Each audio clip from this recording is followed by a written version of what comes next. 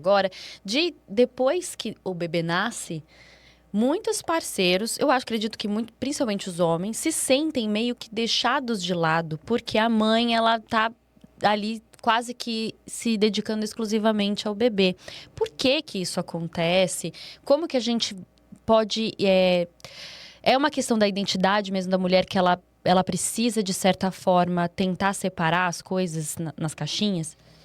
Eu não acredito muito nisso. Eu acho que tem um lugar que é muito nos dado, assim, categoricamente, que é o cuidado é seu, né? E aí, quando o homem também acha que, já que eu, né, ele não está sendo cuidado, então o seu cuidado é meu, então tem que cuidar do filho, tem que cuidar dele, né? Percebe que ele está com, na verdade, saudade de ser cuidado. E aí existem autocuidado, existe você como pai cuidando também, né? Então eu fico pensando que isso é uma grande armadilha para a mulher, ficar nesse lugar de que ela tem que dar atenção para o marido, para ele não ter ciúme, sabe? De novo, né? A carga de responder às questões é da mulher. Né?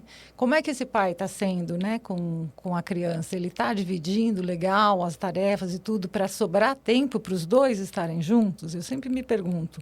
Ou ele está com ciúmes porque, na verdade, ele não está participando quanto poderia, né? Ou a questão do cuidado mesmo, de tem que cuidar de mim assim como cuida do filho e da filha, né? Também me chamou a atenção da mulher ter um pouco esse lugar da filha, né? Como você colocou, assim, não entenda mal lugar no sentido dela, né? Ter uma relação ali um pouco de esperar um pouco o lugar de pai do marido, né? E ter ciúmes quando o filho nasce e o marido é muito ligado ao filho. Eu também já vi isso. A gente consegue ver essa inversão, o que é bacana de a gente olhar. Eu sempre costumo dizer assim, tem sofrimento, né? Tem desgaste, tem conflito, então vai precisar olhar. Agora, se está tudo a mil maravilhas desse jeito e eles são muito felizes assim, quem sou eu para falar que está errado, né? Então, acho que tem isso também. Se eu na maioria das vezes dá conflito, né? E acho que é esse o papel da terapia de casal e de família mesmo, é ver as coisas na relação. Porque acho que a terapia, ela sempre vai ter a sua versão, né? A terapia individual, eu vou lá, conto uma história, é a minha versão das coisas. Se vai o meu marido lá, conta a história, é uma outra versão. Né? Ah, eles se separaram, você ouve um e ouve o outro, a história da separação é completamente diferente. Né? Você fala assim, nossa, ou eu tô louca, ou os dois estão loucos, né? Porque as histórias são diferentes. Porque é isso, né? A gente entende de maneiras diferentes mesmo, né? É bem isso mesmo. E falando um pouquinho aí de comportamentos das crianças e já indo para esse lugar também, né, de como a família vai lidar com isso. Quando uma criança começa a apresentar comportamentos de agressividade ou dificuldades para obedecer, por exemplo, o que os pais precisam observar dentro da própria família antes de olhar para esse comportamento que está gerando aí algum problema? Acho que tem uma coisa que a criança que está agressiva não está lidando com algum sentimento, certo? Que quem agride não está feliz, né? Meio chavão que funciona. Você está agressivo, você está irritado, alguma coisa tem de errado, né? Agora, a gente às vezes acha que fala uma coisa, né? Meu pai que brincava, a melhor oração é a ação, né? Não adianta você falar uma coisa e fazer outra. Então, se você não fala para o seu filho não gritar, gritando, né, vai ficar difícil, porque você não está conseguindo controlar a sua emoção, a sua raiva, que a gente tem raiva, né? Então, e você está subindo o tom de voz e aí você fala, não pode gritar, não pode isso, não pode aquilo. Você dita uma regra que você não executa. Então, acho que essa é uma questão que a gente tem que olhar, né? A criança observa, e não só, a gente pode não gritar com ele, mas outro dia foi interessante, eu estava atendendo uma pessoa, minha filha está apresentando tal comportamento. Eu não lembro ao certo, mas era qualquer coisa assim, a gente fala com ela, ela sai andando e falando baixinho, né? E ela estava muito incomodada com esse comportamento. Só que aí eu lembrava que uns 3 ou 4 sessões antes ela tinha falado do marido fazendo esse comportamento. Eu fico tão irritada quando ele sai andando e falando baixinho. Quer dizer, a filha já tinha visto aquele comportamento. E a gente tem que lembrar também que é bem tribo, né? É uma aldeia inteira educando uma criança. Viu em algum lugar também, ou acha legal aquele coleguinha que faz isso. Então, tem muitas influências no comportamento, né? Para a gente saber de onde vem exatamente. Mas, regra geral, esse sentimento, né? Se a criança não está bem, é um sentimento que precisa ser investigado, né? E não castigado. né? Porque também tem um pouco isso, né? Quando a criança está com raiva, quando a criança está com raiva, você vai para o castigo, né? Você não vai para né? Entender. Exatamente. Tentar entender. É. Eu ia te perguntar uma outra coisa, que voltando um pouquinho, eu sinto que hoje os pais, não sei, é uma percepção minha, assim, de tentar proteger mais os filhos, de lidar com frustrações. A gente estava falando sobre Sim. frustrações. Você acredita que isso existe de fato, assim, hoje?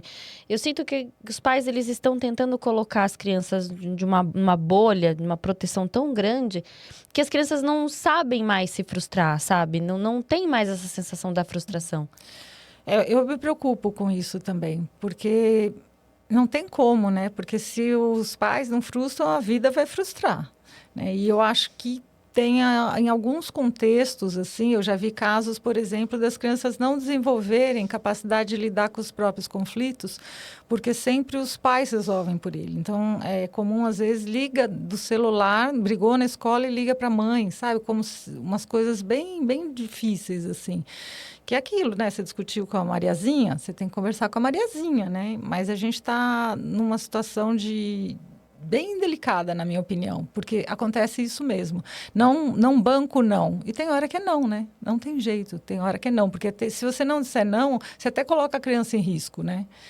E alguns pais, acho que também nesse ideal de ser o melhor pai do mundo, ou a melhor mãe do mundo, esse lugar de que, então agora... Não que eu esteja a favor de bater, mas eu também não posso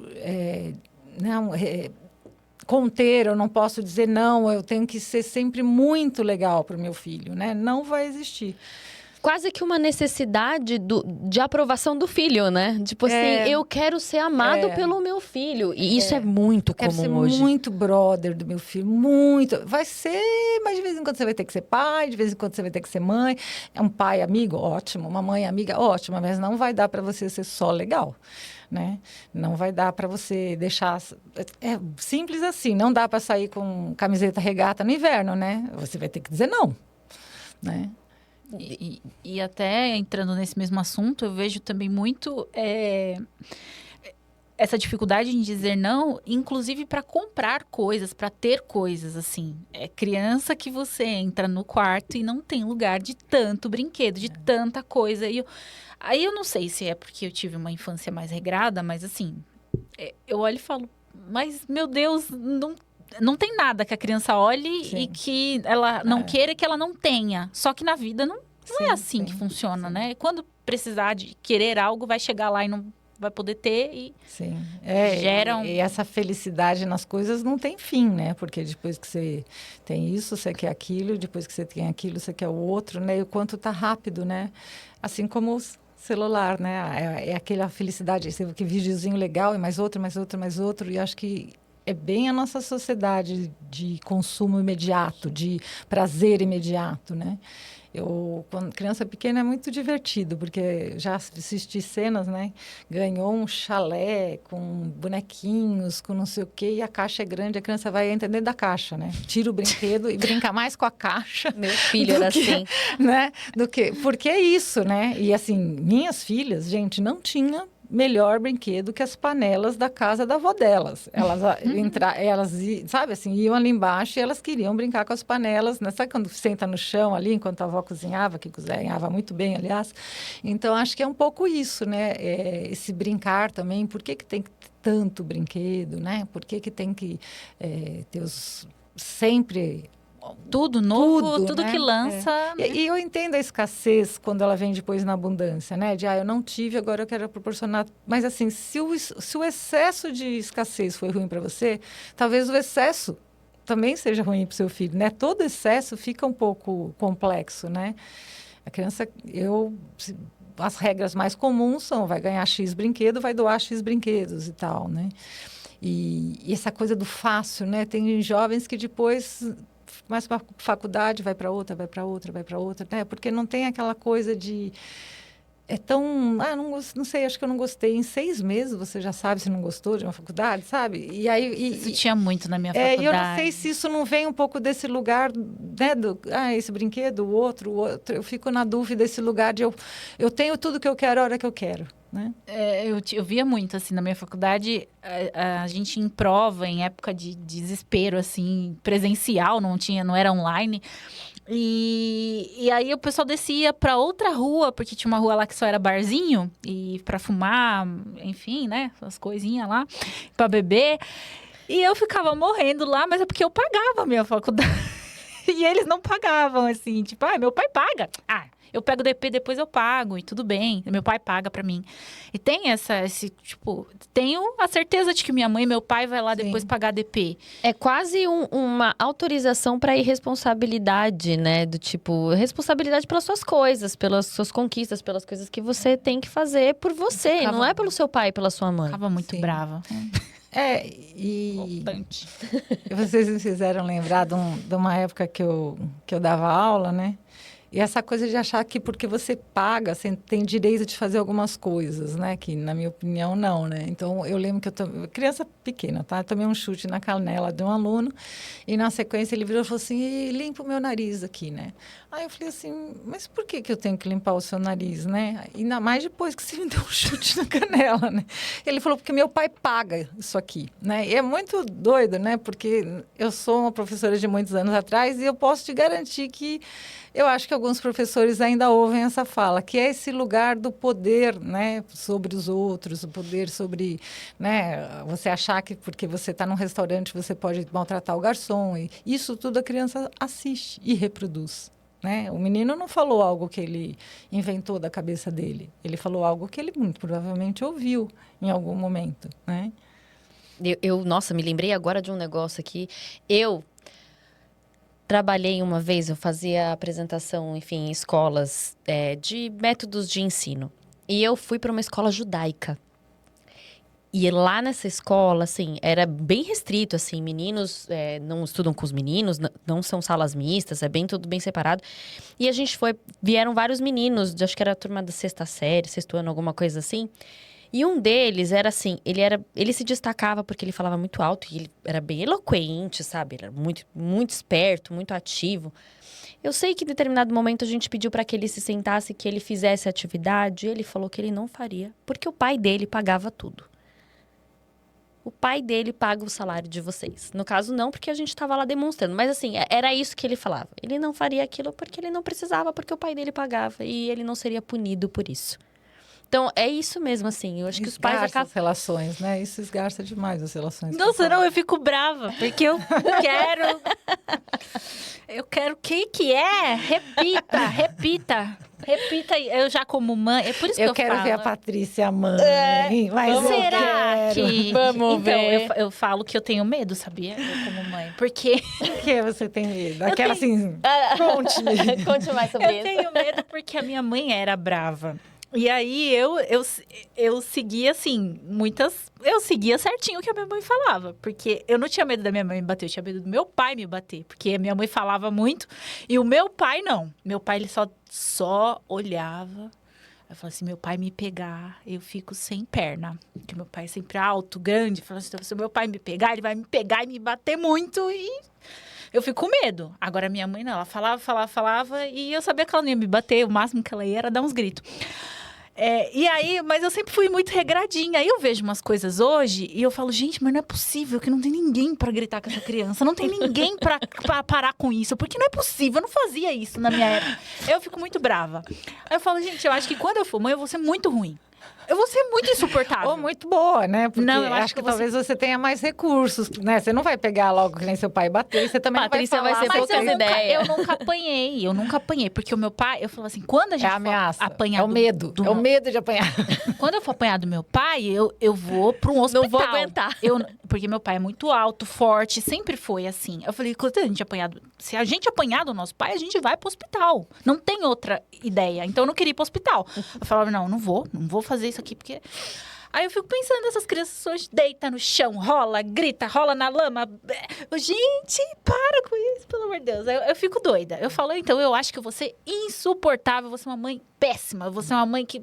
Péssima no sentido de ser ruim mesmo. Sim. Acho que você tocou num ponto interessante da gente falar, né? Que eu tenho 55 anos e meus pais não eram muito de bater. Isso não significa que eu não tenha tomado uns tapas, que meus irmãos também. Mas esse lugar também de a gente achar que... Eu não conheço ninguém que de tanto apanhar ficou melhor, sabe? Que nem a história de... Né? Não conheço, gente. Realmente tem medo, as pessoas às vezes defendem ainda essa... Né? Não, porque onde já se viu, não poder bater e tal. Eu ainda acredito que tenham outros recursos que são muito mais eficientes e muito mais eficientes a longo prazo. Né?